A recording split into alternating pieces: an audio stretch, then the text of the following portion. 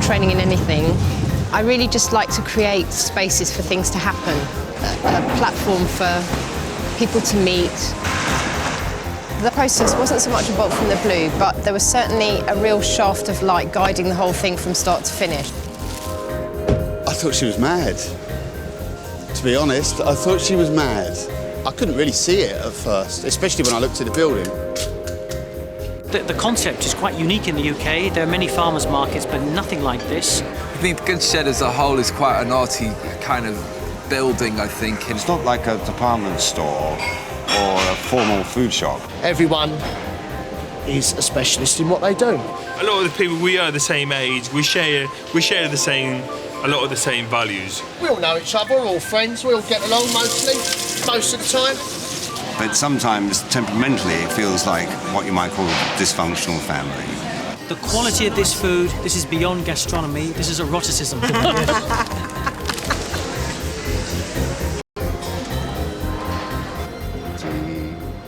Patrick's a very creative person, isn't he? You know, he's very eccentric, wonderful guy. He's just another talent in the Goods Shed that he's very artistic, isn't he? You know, musically, photography, or cooking. That's it. Music was the music saved my life.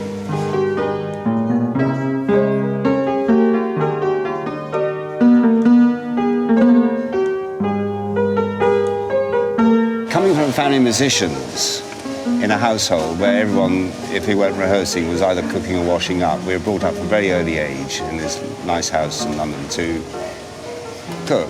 So whoever was first down breakfast was cooking breakfast, and there was somebody spare to do a bit of lunch work or something. I mean, I started learning the piano when I was 4. I went through the motions of studying music. I went through the motions of other ill-disciplined person with facility to play. He's very clever, very intelligent, very creative and very good with his hands. His pastry is excellent and his music is just fantastic. My first audition for the National Youth Orchestra, I failed because I hadn't bothered to learn the music properly. And I picked my socks up and got it the next year.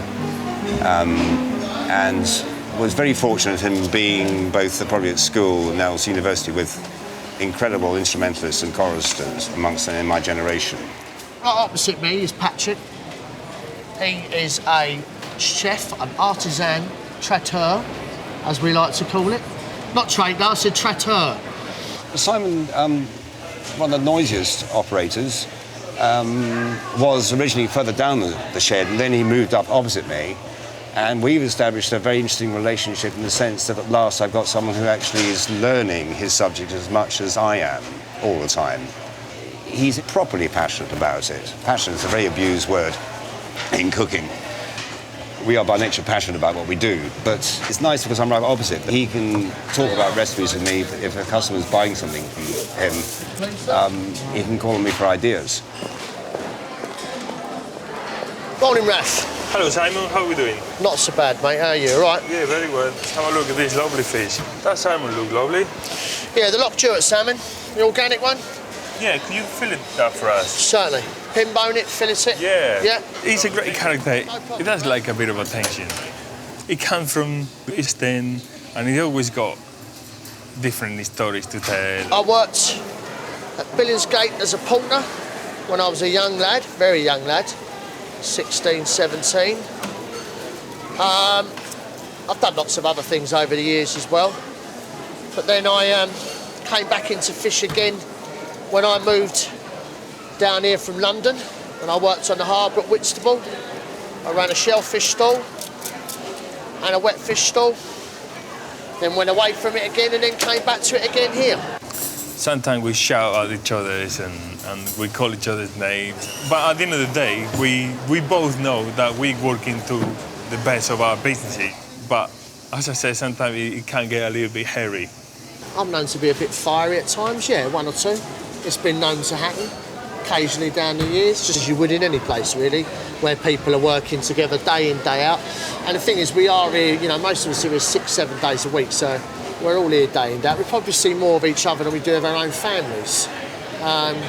Some people might say that's a good thing, I don't know, but there are always people that you'll never have a bust up with, because it's not in their makeup, or they just don't rub you up the wrong way, and there'll always be one or two or you'll tend to have more bust ups with because you just clash.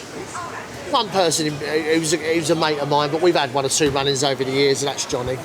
You know, I think Johnny's probably had one or two run-ins with everybody in here, so. Simon, yeah, Simon is Simon, so that's all I'm going to say on the matter, on the subject, I should say, you know. When I was first started here, I used to fly off the handle a bit at people. Now, I've learnt to be a bit more tolerant than I used to be. Getting old, that's probably what it is. Getting old, yeah, mellowing, yeah. Diplomacy is not your strongest point, is it, really? As you probably already found out today, you know. Johnny Sandwich, a bit of a prima donna. He's a bit of an artist making sandwiches and making his soups, and he makes some delicious stuff. Yeah, Rafa's great. He's a very talented guy, isn't he, you know? I'm a big friends with him since from day one, really, since I kind of came in here. Yeah, I've always admired him, really, you know. He's a very good chef, hands-on, and just gets on with the work and gets on with what he's supposed to be doing. So, yeah, he's a good guy, really nice. Right. Hello, Dad. Hello, Raph. You all right? Yeah, all good. Have you got them pig cheeks? Yeah, sure. I'll have to take them off the head. Okay. Just go and grab the heads out.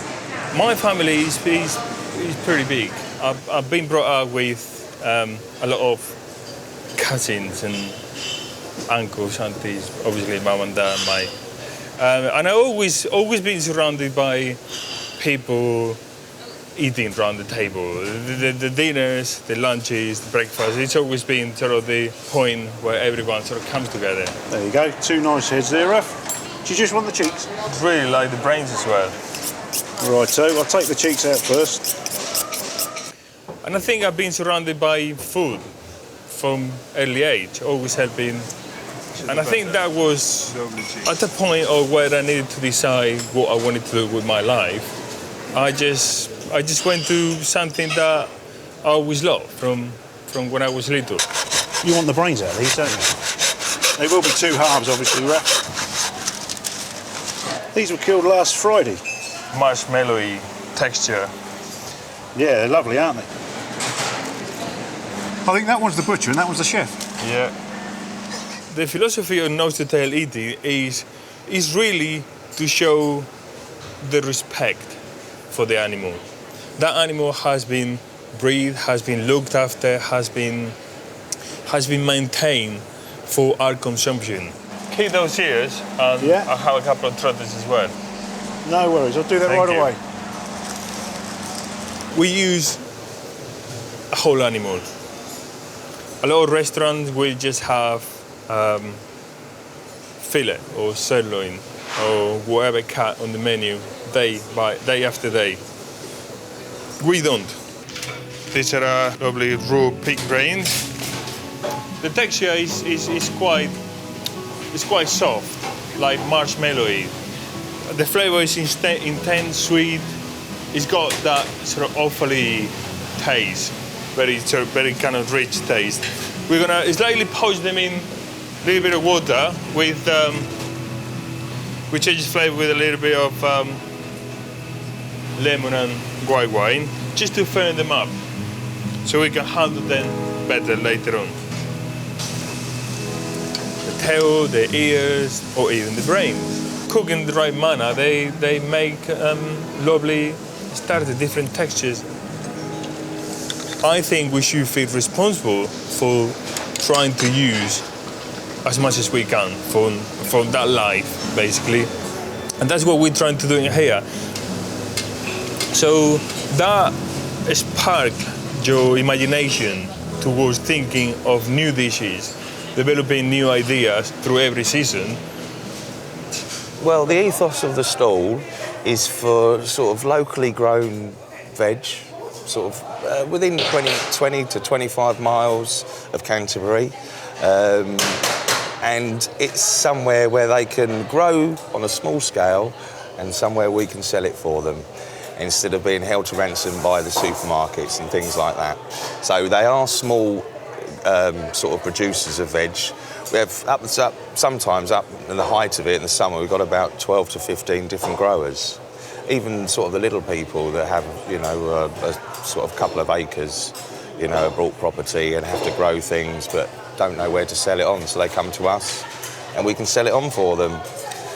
But we got the organic farms, which are local to Canterbury. They do biodynamic, which is accordance to the moon cycle and everything like that. So the right time, they might go out there in the middle of the night and plough and sow the seeds. You know, the year passes rather quickly and suddenly raspberries are about to finish, pears are going on now, herrings are here at last, then suddenly they're gone, then it's bloody Christmas again, and then suddenly it's the depression of January, oh God, and then it's dark and gloomy, and then there's not much to play with out there, you know, then the first splutterings of spring, and then the whole year starts again. That's when we really know spring is here, when the asparagus comes. It's picked that morning, it's sent down to us, so people are literally grabbing at it and eating it fresh, you know, within 2 hours of it being picked most of the time. Keeps food miles down. People actually get to know the taste of things. A lot of the time, these things are just grown, they're stored. People wait for the best price they can receive, you know, which then halts everything. It's just not fresh, you know, and that's what we're all about here, is about freshness. Supermarkets have their place in society for many things, but not for fresh fish. Definitely not. You want to go to an old-fashioned fishmonger's, you know it's coming on the day, it's not a bulk buy frozen job. Get an old-fashioned service. There you go. Put that on there. I was in one of the major supermarkets, but I just happened to be looking as I walked past. The guy caught my attention, the guy that worked behind the counter, and said, "Oh, hello, mate, would you like some help?" And I said, "Not likely, no." And then I pointed at the mackerel and said, they're a good few days old, aren't they? He said, "Oh, no, they're fresh in." And basically, I said, "Look, mate, I've been doing this a long time. Don't piss on my back and tell me it's raining, because they're not fresh." And I quite enjoy having a little to do with them anyway, because it's quite poor what they do, I think. Like I say, they serve their purpose for certain things, but not for fresh fish. I should probably have them all trying to sue me now, won't I? So what we're gonna do is we have these lovely cheeks. As you can see, the direction of the mussel, obviously in the cheek, sort of crossed over.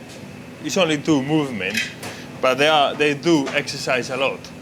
So it's a kind of cut that you want to cook very, very gently and break all that tissue down, because they will be quite rich. And this time of the year, the best thing, creamy mashed potato, maybe with some parsnips or some kind of celeriac put through, just to lift them up. Set them apart. And then here I've got a mix of vegetables. It's just like onion, carrot, celery, celeriac. Be very easy. Just gonna put bay leaf. This is a perfect man. It's a sweet sherry, one of my favorite wines to cook with.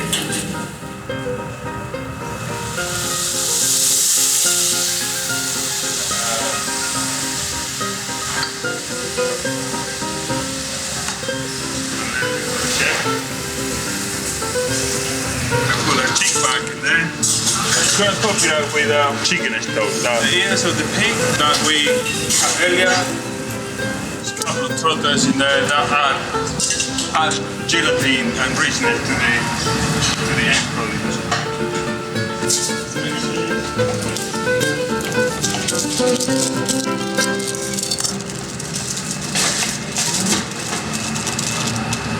And then that's going to be a little bit, because I want them cover, but I still want the liquid to evaporate.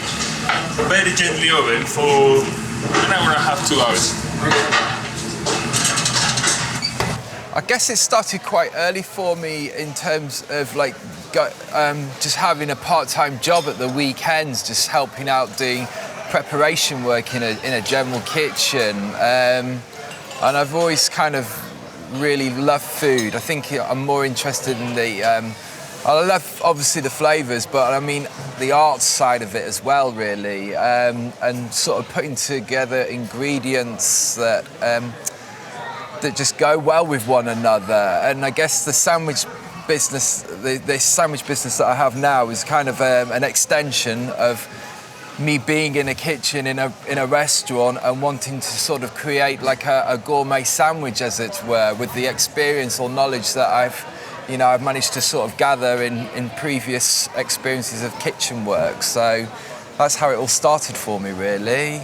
I really like the whole sort of, I think colours are quite important when we're talking about art, and it's nice that, something like that, which is just a beautiful colour, it just sort of, I find it quite fascinating, really, I guess. This chap here makes the best sandwiches ever. I always come to Johnny because he's my favourite. Johnny's sandwiches are amazing. Admittedly, he makes probably the best sandwiches in town, that's without a doubt. But if you're in a bit of a rush and you just want to grab a sandwich because you're in your lunch break, you'll end up having a lunch in here with a bottle of wine quicker. We come here especially for the Johnny sandwiches. They're good sandwiches. Best in Canterbury. But I have to admit that he does make really good sandwiches. He's very artistic on his sandwich making. Cheers, man. Can I have a roast beef sandwich, please? Sure. On white or granary bread? White.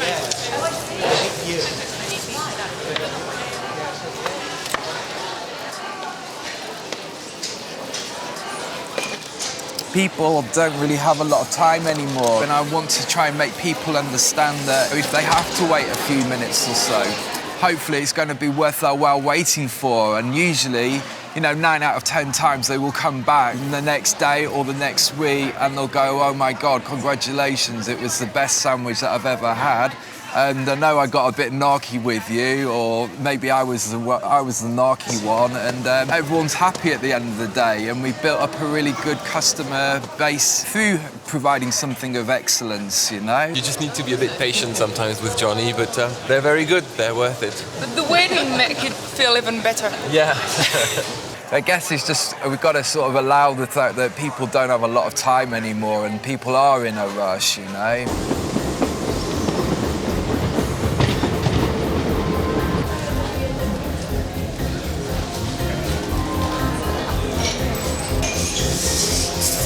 Excuse me, is it going to be long? So I've got a train I've got to catch. 2 minutes, my friend, 2 minutes.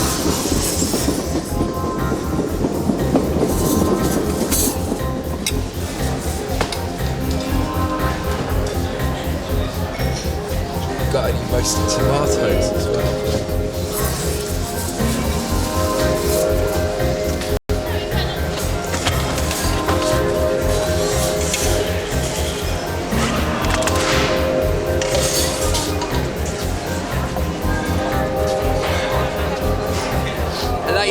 Your sandwiches are ready to be wrapped. Thank you. Roast beef on white. How much is that?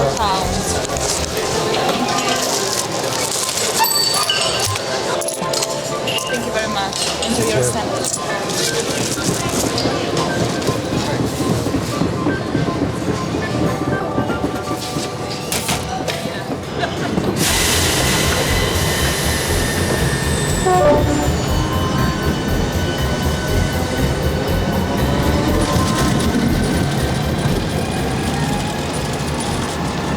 There's a lot of impatient customers around today, aren't there, eh? Yeah. Honestly. Sausage rolls I started as a joke, in the sense that if we're going to have sausage rolls, let's see how they really might be, as opposed to the rubbish you have in the rest of the country. I read an article, it was headlined, "The man who would bring sausage rolls to the country," about a large chain. And I looked at the figures, and they did something in terms of millions a year through 1,400 outlets.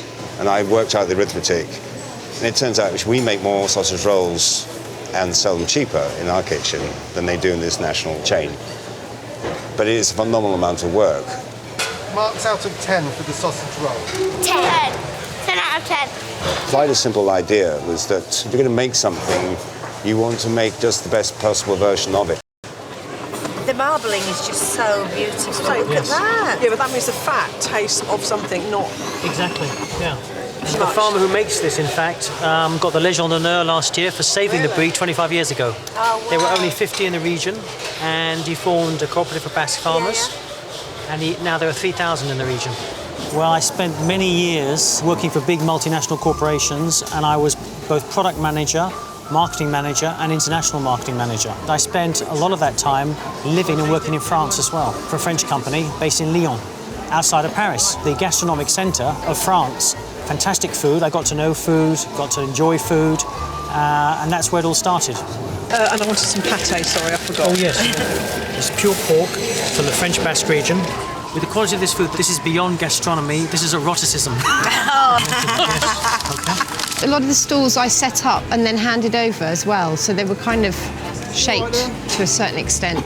So, for example, the bakery, I set up the bakery and ran it with the baker for 2 years and then asked him to run it, to make it his business. This is a veggie one. Will be stuffed with butter, black pepper, sun-dried tomato, mushrooms, eggs, and a lot of love.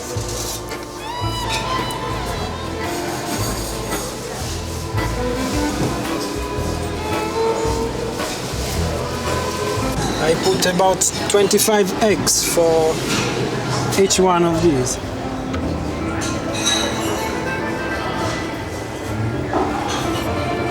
We call this panino napoletano. Panino is just a sandwich. We use cheddar here, but we use as well sheep cheese, that is this one, the white one, very strong one. That gives a lot of flavor. Once has been rolled, that one, it will be in a long way on the table, and then we're gonna cut, and then we're gonna put on the tray, and then that one is gonna raising in a couple of hours, and then they will be ready for tomorrow morning. So we're gonna make this kind of special one, and then I can show you once they are cooked. They're gonna be like that. It's a really nice kind of bread and breakfast, we can say, because it's kind of something very special, full of flavor, especially when they are hot. If you are very hungry in the morning, it's something that will make you energy to go on all day long. I had an idea to do a theatre and cinema in here at one point. I love the idea of just being somewhere and something happening. I'm always trying to get these guys, come on, let's start a choir, and we could just like randomly burst into song in the middle of a quiet, Thursday afternoon. Blowing bubbles, pretty bubbles in the air. They fly so high, they reach the sky, and like my dreams, they fade and die. Fortune's always hiding. I looked everywhere. I'm forever blowing bubbles, pretty bubbles in the air. The theatre of the Goodshed, people would love to come and see the bread being baked, the carcasses being cut open, the food being cooked in the kitchen, the bottling being done, but that's about honesty as well, about having it all out on show. There's no closed doors, so you as a consumer can make your decisions. You don't need a seal, a stamp or a label to know whether this is a good product to buy. You're seeing it all from start to finish. I suppose you're on view all the time. I've never worked in a butcher's where you're actually cutting in front of people. Every bit of cutting is done in front of us here, I suppose. Yeah, that is theatre, if some people call it that, yeah. I spend an awful lot of time in this car park, keeping it free for customers, which is a bit of a challenge. Parking spaces at a premium out there. It's just a waste of my time, really, and you can't address it without upsetting people. I just happened to be wandering down the ramp, saw a woman pull up in a very expensive car and duck straight over to the station. He's the Rottweiler at the door. He's very good at it, chasing people away. But, at times he has to sell fish too, so we can't be watching forever. So I sort of chased after her a bit and asked her what she was doing. Madam, can I just ask you where you're going, please? She said to me, I'm just going shopping in the shop on the station. I said, shopping in a shop on a station where you buy coffees and newspapers? I'm not with you. She said, well, I'll only be 2 minutes. So you're just going there and you're going to be back in 2 minutes. She said, yeah, definitely. He's nearest the door. And he likes to shout, so just put it to good use, really. There are actually warning signs up, random intervals, all round the car park. So off she went to the station. Now, I know when someone's lying to me, I could just tell, and it was obvious she was lying to me. So I followed her. I gave it about 2 or 3 minutes and I followed her over the station. Very much. As I walked out onto the platform of the station, she stood waiting for the fast train to London with a coffee and a newspaper in her hands like this. So I tapped her on the shoulder like this and I said to her, I thought you was only going shopping in the shop then. She went, well, I'm getting the fast train to London. I said, no, you're not. You can if you like. I said, but I'll clamp your car while you do. Then she got quite verbally aggressive with me and I said, well, look, number one, if you'd told me the truth, I said, then we could have come to some arrangement. I said, but not only did you lie to me, you think I'm bloody stupid that you would be shopping on a platform railway station shop. Move your car, move it now, or I'll move it for you. So then she had to leave her train, come back, and as I walked back through here, she, I can't remember what she called me exactly. It wasn't very nice anyway, some choice word or another.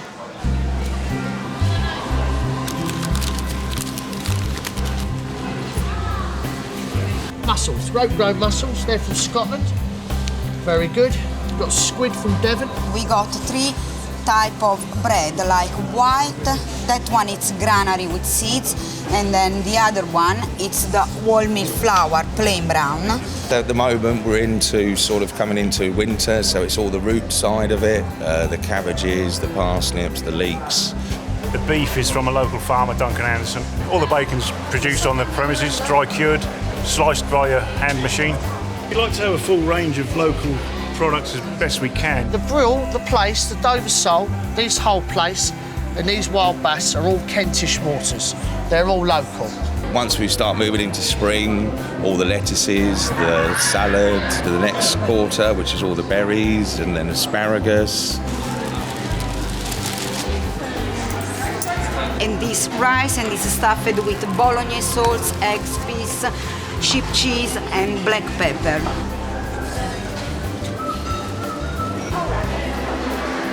The lamb comes from Monks Hill Farm, which is over at Whitstable. And then we get things like mutton, which you don't get at a supermarket. Chickens are from local farm. We get veal from local farm as well. Thank you very much. In the summer, all the people, they go on the seafront, they buy taralli and then they got just a glass of beer or wine. So they enjoy the hot of the summer and it's an excuse to drink more. Thanks for the sandwich earlier, it was delicious. Sorry if I was a bit rude. It's okay. Thank you for coming back and telling me that you enjoyed your sandwich. You're welcome. How you doing, Tim? All right, Si. What you got for me, mate? We got juice. It's well overdue wine time, don't you? I think it's probably time for your afternoon libation. I think it is. Oh, you'll like this, Sun's I think, past Si. the yard arm. This is right up your street, I reckon. Okay. Little bit of Sauvignon Blanc and some Chenin thrown in. Oh, Sauvignon Blanc. It's right up your street. I think sometimes trying to pretend that he's a little bit of a connoisseur. Do you know what I mean? He likes his wine in a little thin glass. Bang on, mate. Lovely. We'll have a bottle of that. You want a bottle of that? A bottle of Chardonnay? Well, I think sometimes it just does it because he gets bored down there. He's got nothing to do after 3 o'clock. Oh, that's what he says. Chill that down nice and cold. Lovely. £8.75, please. Thank you very much, Tim. Can we open it now? Of course we can. Oh, it's your favourite sound, than that, it's your favourite sound. No better sound. Lovely one, mate. It's right up Simon Street. That's what he likes to drink. He likes Sauvignons that are very crisp and dry. Doesn't like anything too oaky, do you? No, not oaky at all, in fact. And this is clear, crisp. Simon's normal tipple on a Saturday. It's quite a sociable thing to do. And most days, if the truth be told. But I find white wine goes with everything, to be quite honest with you. I don't care if it's white meat, red meat, fish, whatever it is. I like a glass of white wine or two. We've got some of these parsnip crisps. They would be a good addition to the dish.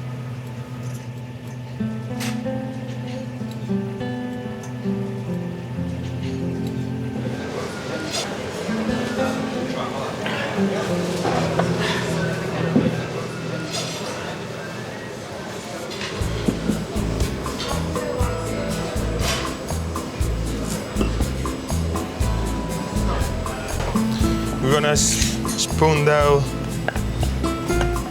some of this mash.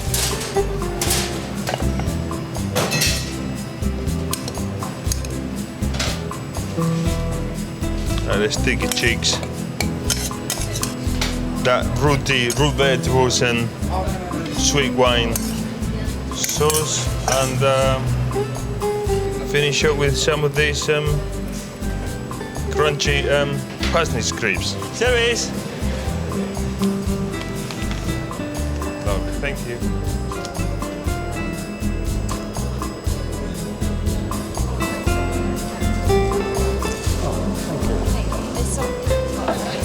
Lovely, thanks.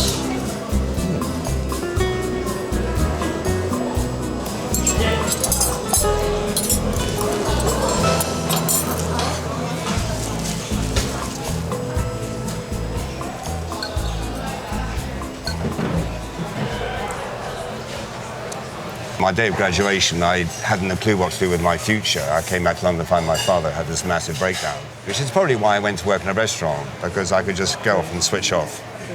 I had then very quickly a very fast, pleasurable discovery of drugs, and that's a common thing in restaurants. I then probably remained stoned on a sort of daily basis from 1976 to about 1991. Anyway, at the end of it, basically, I'd moved out of London to sit down for the first time in my life in a recovery centre.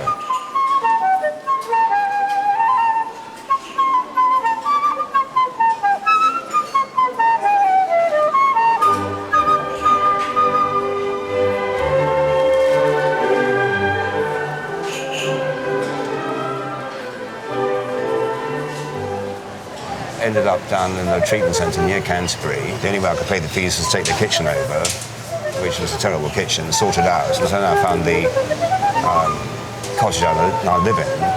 And that's where I discovered this thing of my flute, particularly. And so the music actually came back to replace drugs. And everything follows that. So even when in here, if I'm faced with something to do, I have to balance it against this daily thing of the flute having replaced dope and cocaine. Simple as that.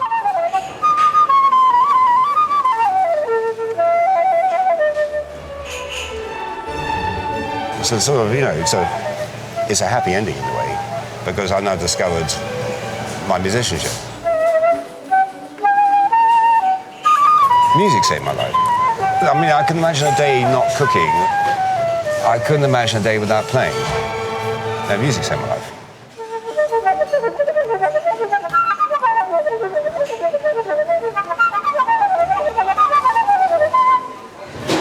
The best thing is seeing all these people on the market floor running their own businesses, doing it their own way, and doing, I feel, a much better job than they would be were they working for somebody else. Seeing the relationship with them and the customers is really good too. So running their own enterprises and being their own boss. We have all the same problems. We're all in the same boat together, and we communicate very easily, all on the same level. You have so many differing sorts of eccentrics who ought not to be functioning, but in fact do. There's a certain eccentricity about everybody in the Goodshed, isn't there, really? So, you know, maybe that's what makes it such an appealing place to kind of be involved with, you know? It's a great place. It's a good place. It's a good laugh. Great place to work. Great place to come to.